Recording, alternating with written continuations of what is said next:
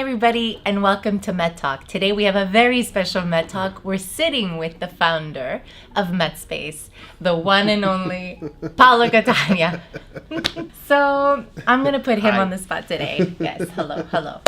So I'm going to ask him the same questions that I ask our fellow metspacers. And the first one being, what is your biggest success? Well, biggest success. Well, one, this year I have a huge success, which is my son, which has just turned 1. He's just your son, sorry. Our son. It's mine too. It's our son. Who just turned 1, Antonino. I have a beautiful family. I'm going to be getting married this summer. I have 2 beautiful daughters, which is awesome as well. Lots has changed in the last few years. And that's because of the growth aspect that I implemented in metspace and for myself. It first started for myself. That was my biggest success, is turning my life around and really focusing on growth and surrounding myself with good people, right people, and starting metspace and getting this off the ground. Is one of my biggest successes. That's pretty much it. Yeah, it's metspace, man. The growth, it's fun. We have, and just having good friends around me. Now we're opening up our second location. We're going to be opening up a third location in Laval. Second is in West Island. So it's happening. People thought I was crazy at the beginning, but now you're not so crazy. It's happening. I guess it's working. Well, that's your success story. I think so. Yeah, it's pretty good. It's pretty good. I think so too. So then, what is your biggest failure? Failure. I hate saying failure. I like the word mistakes because it's a mistake. So it's not a mistake as a bad thing. What would be things that I didn't do that I should have done? That's what I look at it more as. I procrastinated a lot. I thought that things weren't for me. I thought that it wasn't possible for me to change certain things. I was stuck in a situation a few years ago where we closed our family business and many things happened to me with the government's law, whatever you want to call it. And I got stuck in that rut. And instead of being stuck there, I should have taken off right away. And I made myself get stuck for a little while.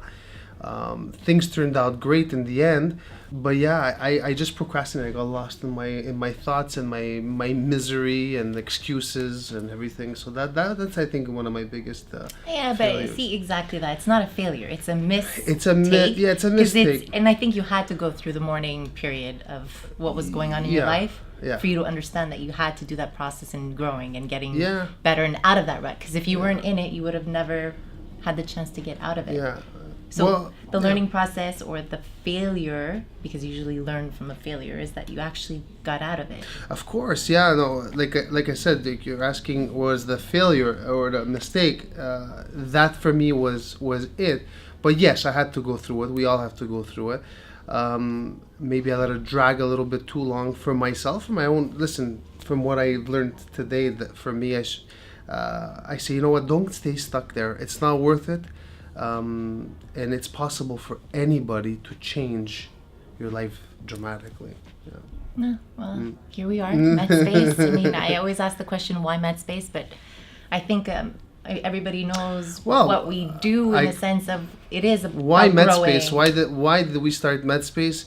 It was selfish at the beginning. I had closed the company, like I said. We had the building here that was empty, and I just didn't want to be alone. It was me, my sister Pina, and Maria. And I was trying to find ways on how to create something. And I realized in the growth pattern that I want to create something that people will never feel the way I felt when I lost everything. Alone, lonely, sad, mad, whatever the hell you want to call it. I want to create something to share with people so that they never feel that way. And that's what we created here. That's why metspace took off. It had to be something that was bigger than me, and not just revenue, not just rents. Yes, it pays the bills and everything, but the path that we're going on right now is nothing about that. It's about building a global community and It is, expanding and this. that's what's happening. Yeah, it's happening, and I see this thing going worldwide. I see it going worldwide. When people say, "Well, what makes you different than anybody else in the co-working industry?"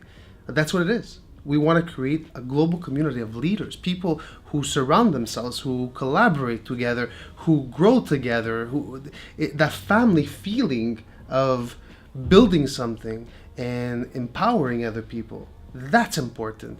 Just renting offices and re-renting offices is not for me. That's not what we do. It's not what I see as a business. No.